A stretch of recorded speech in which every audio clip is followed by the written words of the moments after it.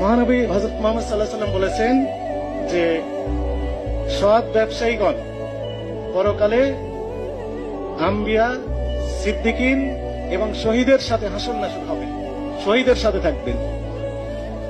কোন পেশা থেকে বলা হয়নি যে বেহেশত নিশ্চিত, কিন্তু ব্যবসা করলে, সৎ ব্যবসা করলে আপনি বেহেশত পাবেন, এটা অনেকটাই নিশ্চিত। এই জন্য আমি এখন সরকারি চাকরি করি, কিন্তু আমি ভাবি যে সরকারি চাকরি করলে আমি যে নিশ্চিত বেহেশতে যাব, I am not sure of that. কিন্তু যদি আমি সৎ ব্যবসায়ী হয়ে ব্যবসা করতাম, তাহলে হয়তো পরকাল আমার জন্য ক্লিয়ার হতো। এই জন্য আমি প্ল্যান করে রেখেছি যে রিটায়ারমেন্টের পর একটা ছোট একটা ব্যবসা করে যেন পরকালে বেহেশতে যেতে পারি। এটাই আমার প্ল্যান, আমি এটি বলে দিলাম। কিন্তু শর্ত প্রযোজ্য, এখানে বলা হচ্ছে সৎ ব্যবসায়ী, সৎ হতে হবে। টাকা উপার্জন করবো ঘুমের ঘরেও, মানুষকে উঠানো